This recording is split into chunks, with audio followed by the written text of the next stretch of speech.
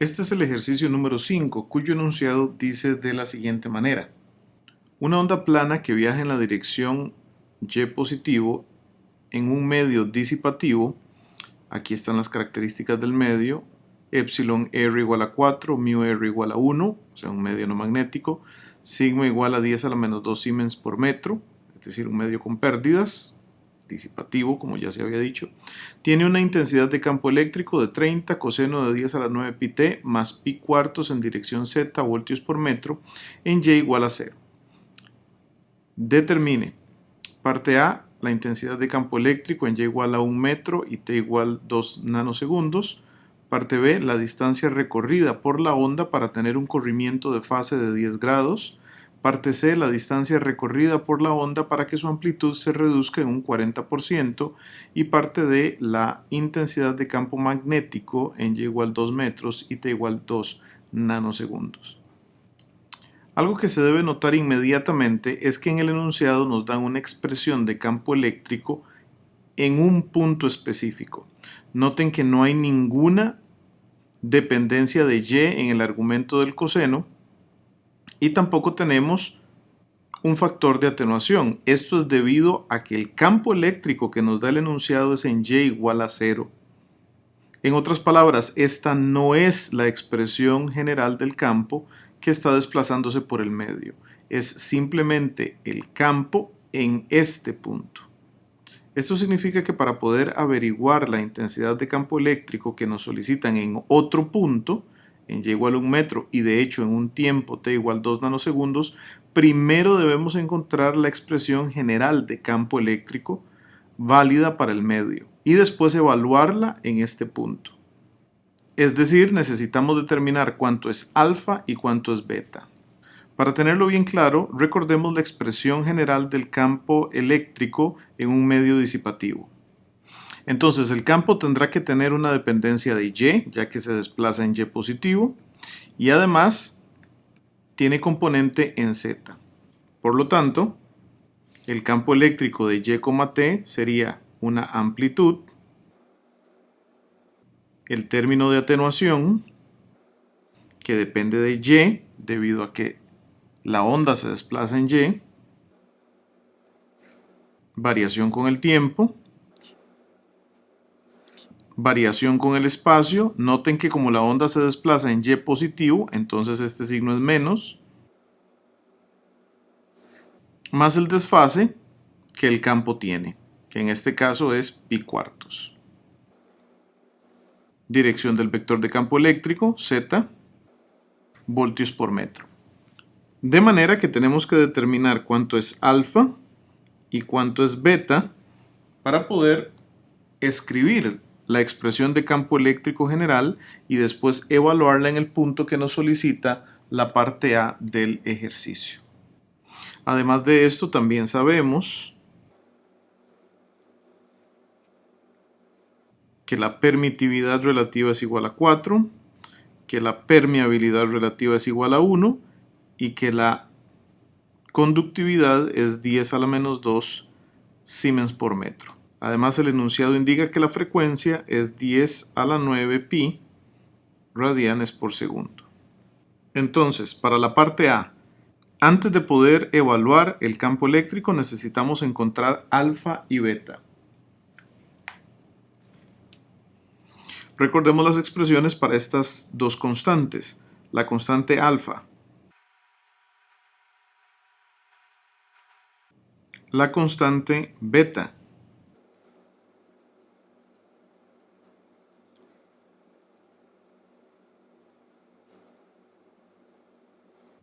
La primera tiene unidades de nepers por metro y la segunda de radianes por metro. Noten que tenemos todos los elementos para hacer el cálculo numérico. Tenemos omega, tenemos epsilon, ya que tenemos el epsilon relativo. Esto multiplicado por epsilon sub 0 nos permite encontrar epsilon en estas expresiones. Y la permeabilidad es la del vacío. Finalmente tenemos sigma también.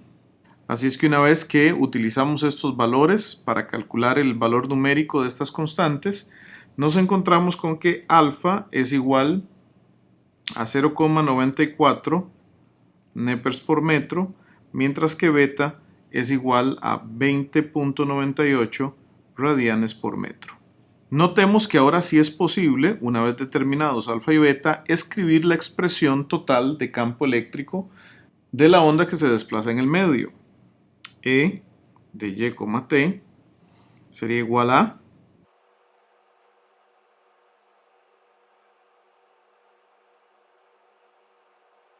...30 por e a la menos 0,94y... coseno de 10 a la 9 pi t menos 20,98y... más pi cuartos en dirección z, voltios por metro. Por favor, tómense su tiempo para revisar que sea congruente lo que ustedes están escribiendo. Aquí la dependencia tiene que ser con respecto a y. Eso significa que el exponencial tiene que ser con respecto a y. Y también el argumento del coseno tiene que tener la variable y. Además, recordemos que la onda, según el enunciado, se propaga en y positivo. Eso justifica este menos de acá, ya que la onda se va a ir atenuando conforme avanza en y positivo. Y también este menos de acá, ya que va a ir cambiando de fase conforme avanza en y positivo. Si este signo fuera positivo o este signo fuera positivo, entonces no concordaría con la dirección de propagación de la onda. Muy bien, para contestar la parte A, entonces, evaluando esta expresión de campo en y igual 1 metro y t igual 2 nanosegundos, el resultado nos da que E es igual a 2,623 en dirección Z voltios por metro. Y esta sería la respuesta a la parte A. La parte B nos pregunta por la distancia recorrida por la onda para tener un corrimiento de fase de 10 grados. Notemos que en la expresión que acabamos de encontrar, es esta la parte del argumento del coseno que hace que la fase cambie conforme avanzo en el espacio. Y esto es justamente lo que me está preguntando la parte B. La parte B me está preguntando por un avance en el espacio, es decir, una distancia que tiene que recorrer la onda para que la fase cambie 10 grados. En otras palabras, me interesa el producto beta Y. Este producto beta Y debe ser igual a 10 grados. Por favor, noten que aquí tenemos que hacer un pequeño cambio. ¿Por qué? Porque recordemos que beta tiene unidades de radianes por metro. Eso significa que este producto beta Y tiene unidades de radianes. Mientras que el desfase que me están pidiendo está en grados. Claramente yo no puedo cumplir con esta igualdad. No como está escrito este producto. ¿Qué puedo hacer? Puedo hacer dos cosas. O paso 10 grados a radianes o paso el producto beta Y a grados. Cualquiera de las dos es posible. Aquí vamos a usar esta última. Vamos a pasar el producto beta Y a grados. ¿Esto cómo lo logro? La igualdad que tengo que cumplir sería beta Y y entonces multiplicaríamos por 180 grados, dividiríamos entre pi. Y esto es lo que tiene que ser igual a 10 grados. Esta es la igualdad que tengo que cumplir. Por lo tanto, entonces, al despejar y, me da un resultado numérico de 8,319 milímetros. Recordemos que beta ya lo habíamos obtenido en la parte A. Era 20,98. Aquí tenemos entonces la distancia que debe recorrer la onda para sufrir un cambio de fase de 10 grados. La parte C necesita un razonamiento similar. Nos pregunta por la distancia recorrida por la onda para que su amplitud se reduzca en un 40%. ¿Cuál es la parte de la expresión de campo eléctrico que afecta la amplitud? Es este exponencial de acá, el E a la menos 0,94y. Y nos dice que tiene que haberse atenuado esta onda en un 40%, tiene que haber caído un 40%, es decir, este factor e a la menos 0,94y tiene que tener un valor de 0,6. De esta expresión podemos despejar fácilmente y como menos logaritmo natural de 0,6 entre alfa. Recordemos que alfa también ya lo habíamos calculado en la parte A, era 0,94. Entonces esto tendría un valor numérico de 543,43 milímetros. Finalmente, la parte D me pide el campo magnético en Y igual a 2 metros y T igual a 2 nanosegundos.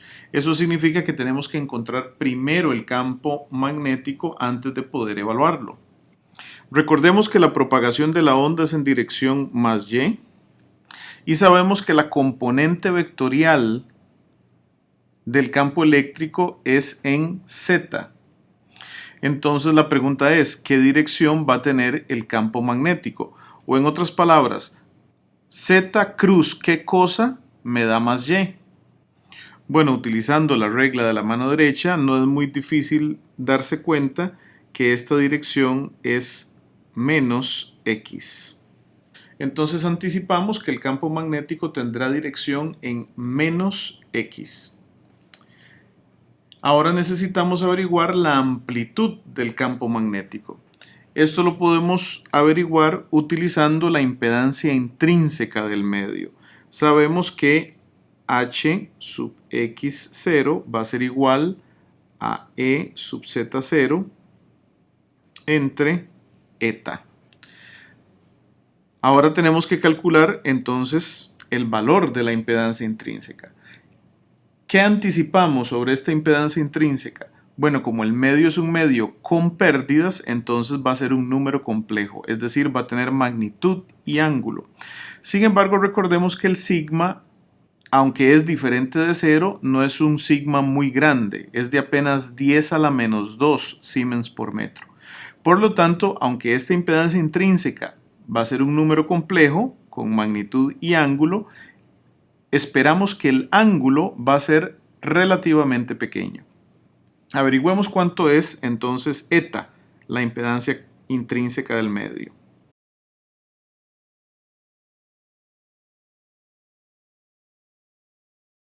La fórmula que teníamos para eta era la raíz cuadrada de j omega por mu entre sigma más j omega epsilon. Todos estos datos los tenemos. Cuando metemos los números nos da un valor de 188,03 con un ángulo de 2,56 grados. Recordemos que la impedancia intrínseca del medio tiene unidades de ohms. Efectivamente, tal y como lo habíamos anticipado, el ángulo de la impedancia intrínseca del medio es relativamente pequeño. Ahora, recordemos que ese ángulo se va a ver reflejado en el argumento del coseno del campo magnético. Es decir, el coseno que va a acompañar al campo magnético, o en otras palabras, la variación armónica del campo magnético, va a tener la misma frecuencia, va a tener la misma constante de fase, va a tener este desfase que originalmente tenía el campo eléctrico, pero además va a tener 2,56 grados de cambio de fase. Y recordemos que estos 2,56 grados, puesto que la impedancia intrínseca divide, entonces estos 2,56 grados en el argumento del coseno para el campo magnético van a estar restando. Entonces nuestra expresión de campo magnético, de acuerdo con todos estos datos que hemos calculado hasta el momento, sería intensidad de campo magnético, va a depender de Y, que es la dirección de propagación, va a depender de T, puesto que es un campo instantáneo, y entonces va a tener una amplitud que es igual a 30, la amplitud del campo eléctrico, dividido entre la magnitud de la impedancia intrínseca, 188,03, multiplicado por un E a la menos 0,94y. Noten que esto no cambia, es exactamente el mismo término que multiplica la amplitud de campo eléctrico. Luego coseno de la misma frecuencia, no cambia, 10 a la 9 pi por t, menos 20.98y, tampoco la constante de fase cambia, más pi cuartos, y como dijimos, puesto que la impedancia intrínseca está dividiendo, su ángulo pasa aquí negativo, 2.56 grados. Esto en dirección, recordemos, ya lo habíamos averiguado, menos X amperios por metro. Vean que muy fácilmente yo puedo ver que este menos de la dirección del vector puedo pasarlo aquí al frente. Y entonces la expresión quedaría como 30 entre 188.03 e a la menos 0,94y coseno de 10 a la 9 pi t menos 20.98y más pi cuartos menos 2.56 grados en dirección X amperios por metro. Disculpen aquí el tachonazo, esto es un 5, 2.56 grados. Muy bien, ahora esta expresión que tengo acá la puedo evaluar en el punto donde me indican.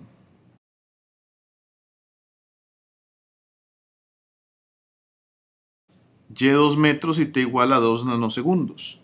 Si ustedes hacen el cálculo numérico, se van a dar cuenta que es un campo magnético en ese punto de valor menos 22.621 en dirección X miliamperios por metro.